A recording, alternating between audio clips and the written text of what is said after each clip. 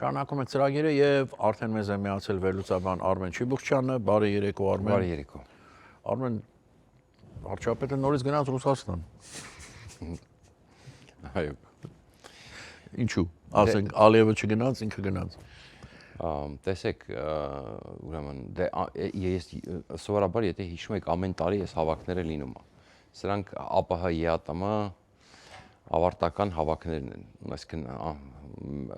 այնպես չի տարվա վերջի ավանդական հավաքներ են։ Պուտինը այսպես ներկայանում էր մոտը մի հատ իրան լավ ազգում, վերջում ոչ մի բանի մասին են մեծ հաշվով, որովհետև որևէ խնդիր չի լուծվում։ Հիմա տեսեք, օրինակ նույն բեռնափոխադրողները բողոքում են, որովհետև ԵԱՏՄ շրջանակում դուք գիտեք, որ լուրջ խնդրեմ էր դարել այդ բեռների փոխադրումը, կամ աստիճանաբար այդ ժամկետները Ռուսաստանում մնալու կրճատվում է, 180 օր էր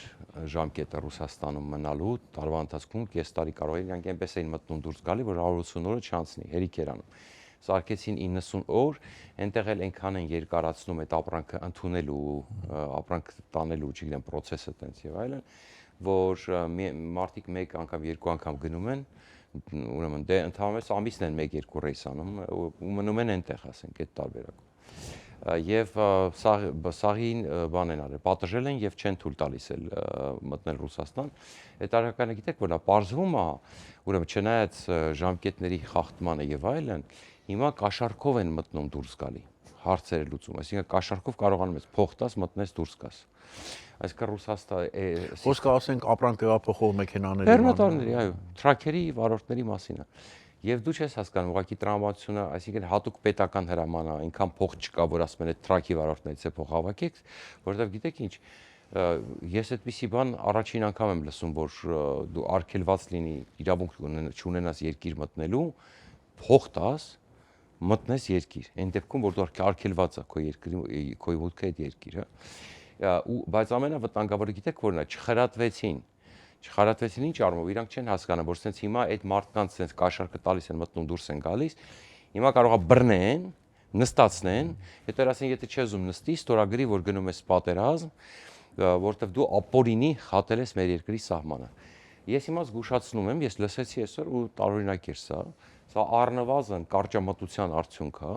որ դու չես մտածում, որ դու կարաս կաշառք տաս մտնես Ռուսաստան, բայց չէ որ այդ կաշառք վերցնողը հետո պատասխանատու չի քեզ որտեղ կբռնեն, ինչ կանեն։ Հենց նույն կաշառք վերցնողը կարող է զանգի, ասի անօրինական մտնել։ Ես չեմ հասկանում, այսինքն իրավունք չունեն այդ բեռնատարները մտնելու։ Ոչ, եթե որտեվ առաջ 180 օր էր սահմանված, հիմա ինչին էր 180 օր սահմանված։ Որ դու կարող ես լինել Ռուսաստանի տարածքում տարվա ընթացքում։ Չեն տեղավորվում այդ ժամանակում։ Չէ, որտեվ բողոքեցին, որ հատուկ ձգձգում են, պահում են Ռուսաստանում։ Այսինքն ապրանքը թողնի ու վերադառնա։ Չեն վերցնում ապրանքը, այնքան 90 օր է 3 ամիս է։ Այո, այո։ Դե սովորաբար ամիսը մի քանի ռեյս են գամ, իսկ կոպիտ 12 օր, այսինքն կոպիտ 12 օրվա մեջ սպառում են, ասենք պատկերացրեք ամսվա մեջ 3-4 ռեյս են անում, դե կամ 5 ռեյս են անում, չգիտեմ, հա, ինչքան գնում գալիս են։ Դե պատկերացրեք, ասենք պետք է մնան 1 օր, 2 օր, հիպոթետիկ օրինակ եմ բերում։ Մի ռեյսից մնում են 10 օր։ Օրինակների պատճառով։ Այո, հետո իրանք իջացրեցին 90 օր սարքեցին։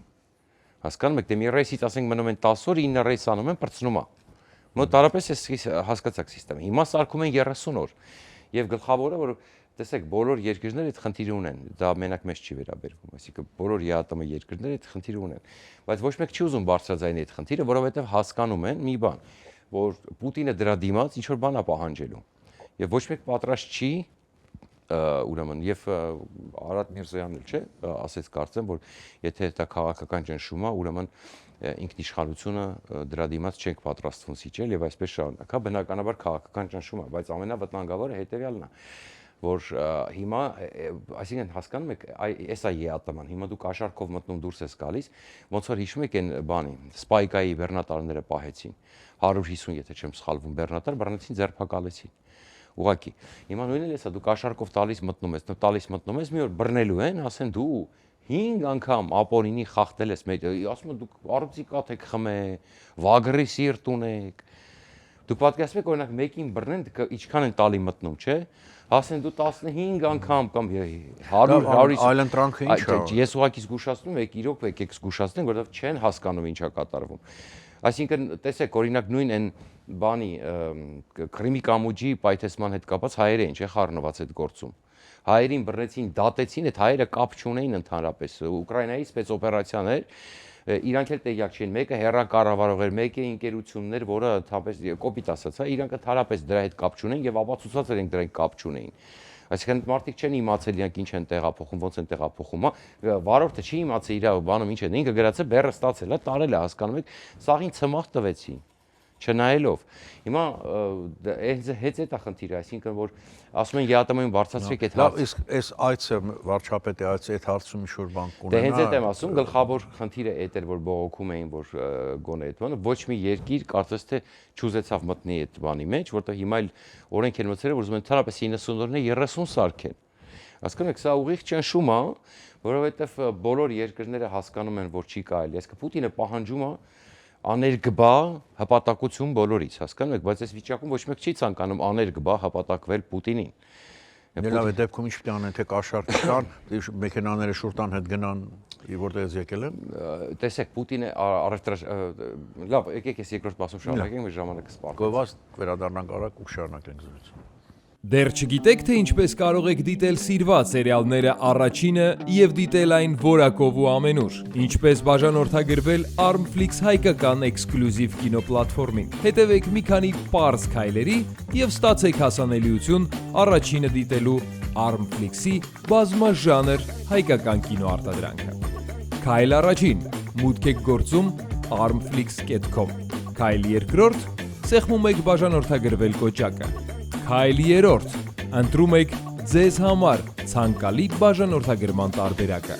Քայլ չորրորդ՝ լրացնում եք քարտի տվյալները եւ գնում եք առաջ։ Իդեպ Armflix-ը կարող եք դիտել ամենուր եւ անսահմանափակ, ներբեռնելով նաեւ հավելվածը հեռախոսի եւ անմիջապես հեռուստացույցի վրա։ Դրանով իսկ կանեք ամենալավ նվերը ձեր ծնողների եւ տարեցների համար, որոնք չեն սիրում դիտել սիրված սերիալները համակարգչով։ Իսկ հեռուստացույցով սեղմելով մեկ կոճակ նրանց հասանելի է դառնում ողջ կոնտենտը։ Երիտասարդները Armflix-ի iOS եւ Android հավելվածների միջոցով կարող են դիտել դրանք ամենուր։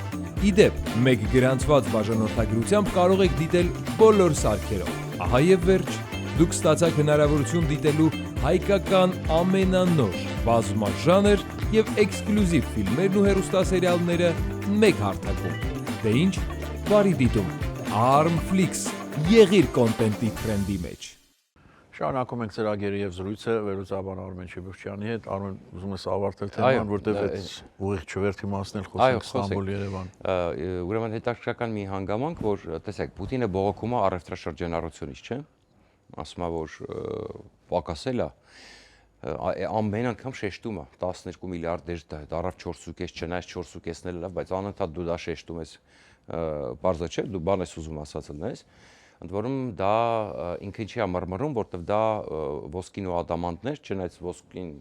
էլի ուկրաինացիները վերջերս ասացին, որ Հայաստանը վարվում է եւ շատ հնարավոր է որ չի գրանցվում այդ օպերացիաները ոսկու հետ կապված, որտեվ կան ձևեր, որտեղ վերջերս նաև որոշ ժամանակարաշ տեղեկություն հրապարակվել, որ անհատներին հատիկ-հատիկ խնդրում են իրենց անունից ոսկի ուղարկել, այսինքն որը չի բանով, իրաց բարեկամին կոպիտ ասած կամ ինքնաթիռով կամ չգիտեմ ինչ, իրաց անձնագրով կամ 1000 բանով տենց էլի։ Երկրորդն էլ մենք գիտենք, որ մարդ կա, որ տենց բան ունի, ավիաընկերություն ունի, որ տենց շատ հնարավոր է այնպիսի բաներ արվի, որ չգրանցվի, էլի չի բացառվում։ Բայց խնդիրը հետեւյալն է, որ եթե դու բողոքում ես անդադար առևտրաժի, ես հասկանում եմ, որ ինքը իր փողի դարդին է, որտեղ սա Հայաստանն ու Ռուսաստանը չունեն այդքան առևտրաշրջանառություն։ Եթե վաղը պատերազմը վերջանա, այդ 6 միլիարդը դե տարվա 10 ամիսներով էր ասել, տարվա վերջ 5-6 միլիարդ լինում է։ 6 միլիարդը դառնալու է 1 միլիարդ նորից, եթե սանկցիաները փակվի, ինքը ուղիղ կարողանա ապրանք գնի եվրոպական երկրներից, բայց ինքը դրա հետ մեկտեղ տեսեք ինչ է անում։ Դրա հետ մեկտեղ դու բռնում ես հայկական ապրանքների մեջ տարբեր տեսակի ցուպիկներ, չէ, վարորդներին ես արգելում, բա ո՞նց աճի, եթե տրամաբանորեն դու ուզում ես որ ապրանքաշրջանառությունը աճի, բա ո՞նց աճի, եթե դու հասկանաք, սա կեղտոտ շանտաժի քաղաքականություն, հա, եւ ինչի է, այսինքն հետեւաբար ինքն է հրահանգել կաշառք վերցնել, ես վստահ եմ, որ հրահանգելը նաև այդ ինքը փողի կարիք շատ ունի հիմա տնտեսության խնդիրն է։ Ես չեմ բացառում, որ այդ փողերն էլ հավաքվում են տարբեր տեղերից, տարբեր երկրներից նալոգ է դրել, Եվ տեսեք ինչ քայլ է արել։ Դրանով հանդերձ շանտաժի գործիքը, այսինքն չի կորցնում շանտաժի գործիքը։ Այն պարագայում, որ ասենք հարյուրավոր իսկ տարբեր երկրներից, ասենք, հա, տես հազարավոր, տասնյակ հազարավոր բեռնափոխադրողներ կարող են մի պահ հայտնվել բանտում Ռուսաստանի, որովհետև կասեն, որ համ թողել է, վերևից հրաման տվել, ասել թողեք, այսինքն գնում գալիս են կաշառքով, մի պահ էլ կարա բռնի, ասի բրծավ։ Հիմա տեսեք, փակի ու ասի շանտաժի գործիք, ասենք, ձեր Հայաստանի Հանրապետության 200 վարորդ։ Բայց եթե փակեց, այդ իր եկամուտն է քո ասած փակելու, չէ։ Դե եթե պահագավոր նորից շանտաժա պետք անել, մի հատ կսպառնա, մի 15 հոգու կբռնի, էլի հասկանում եք, 1000 կեղտոտ ձևեր կա, էլի։ Այսինքն իր Պուտինի կերպարի մեջ եւ ըստ էության ԵԱՏՄ-ն, որ կոչված է այդ հարցերը լուծելու, բայց ճիշտ են ասում նույն այդ բեռնափոխադրողները ասում են, բայց դա չի համարենք ԵԱՏՄ-ում, ումա պետք է ԵԱՏՄ, եթե մեր հանդեպ sense պետք է վարվեն, հա, այս տրամաբանության մեջ։ Եվ դա նորմալ է եւ Ալիևի չգնալու հետ կապված էլ դա շատ հետաքրքրական է, որ Ալիևը ցույց է տալիս արևմտյան գործընկերներին, որ ինքը ավելի հուսալի է, քան Փաշինյանը, ինքը կարողանում է անգամ Պուտինին դիմակայել եւ այդ քաղաքականությունը շուտ մայից է տանում, եւ այս ամանորյա շեմիներ չգնալը հատկապես հաշվի առնելով, որ վերջերս նոր էր վերականգնվել հարաբերությունը հանդիպես Պուտինի հետ եւ այլն, Պեսկովը ասեց մենք հասկացողությամբ ենք վերաբերվում, ասեց այդ իր բացակայությունը։ Այո, ընդ որում տեսեք ոչ մի հարգելի պատճառ չկար։ Կարճ ասեմ, հայ։ Ստամբուլ, Երևան ուղիղ չվերթի մասին ամեն օր Արմեն, ես հետարքի է որտեղից էս բանը էլի օֆիցիալ հայտարարվել է արդեն։ Օֆիցիալ հայտարարվել է։ Տեսեք, ես անկեղծ ասած մտնում եմ տրամաբանության մեջ, վերջերս Էրդողանը խոսած խաղաղության մասին, ես ճիշտ ասած չէի լսել այդ բանը, ձեզանից իմացա, բայց ամեն ինչ տեղավորվում է այդ տրամաբանության մեջ, որտեղ Էրդողանը վերջերս խոսացել էր, բայց քանի որ մենք այսօր ժամանակ չունենք, արեք լինի այս շաբաթ խոսենք, մի հետաքրքիր բան ձեզ ասեմ։ Ամերիկայի դեսպանը Հայաստանում հարցազրույց տվելուց հետաքրքիր շատ միտք ասեց, մենք ուրախ ենք, որ Հայաստանը ուղիղ Թուրքիայի հետ աշխատում է, ասեց, բայց մենք էլ ենք ուղիղ Թուրքիայի հետ աշխատում այս ուղղությամբ ճանապարհները բացելու ապաշրջափակման հետ կապված։ Իսկ ես տարբեր առիթներով նաև այստեղ կարծիք էի հայտնել, որ Թուրքիան գտնվում է կտրուկ ճնշումների տակ, Միացյալ Նահանգները, Իսրայելը փորձում են ամեն ինչ անել, որպեսզի Թուրքիայի դերակատարումը նվազեցնեն, եւ հիմա Թուրքիան էլ ուզում է առևտուր անել, գիտեք, այդ F-35-ներ, որ Ամերիկա եկավ չստացավ Էրդողանի միջայլոց, հա, ընկելա հիմա բրիտանացիք թողեցի, որ մի քիչ այդ Եվրոֆայթերներից գնի եւ այսպես շարունակ, հա։ Թուրքիան Հունաստանի ռազմական կարողությունները մեծացվում են, իսկ Թուրքիայի ավիապարկը մաշվում է, հասկանում եք, իրանք խնդիր ունեն, հասկանում են։ Հետեւաբար, տեսեք, Էրդողանը ստիպված է լինում մանևրել եւ նույնն էլ ասել է, որ հայ-ադրբեջանական խաղաղության, Հայաստան-Ադրբեջան խաղաղության օրակարգում Թուրքիայից ամերիկյան պահանջում, հա, որպեսզի ոչ թե բռնել ավելի շատ Ադրբեջանի կողմը, այլ շատ մեդիատոր լինել եւ օգնել Ամերիկային բացել այդ սահմանները։ Եվ այս տրամաբանության մեջ է արվում, բայց Էրդողանն էլ է, տեսեք, երկարացնում է, ձգձգում է, խաղեր է տալիս։ Շատ կարճ մի հարց էլի, որտեղ արդեն լրացել է ժամանակը։ Թուրքիայի ինչ շահեր ունի մեր հետ հարաբերությունները լավացնելու կոնկրետ։ Թուրքիան, եթե ճանապարհները բացեցին, Թուրքիայի ազդեցությունը մեծանում է Կովկասում հստակ։ Շնորհակալություն։ Ես եմ շնորհակալ։ Այսօրվա համար այսքանը, կհանդիպենք վաղը, միշտ տեսություն։ Հաջողություն։ ARTN լուրերի հովանավորն է FIBI ընկերությունը։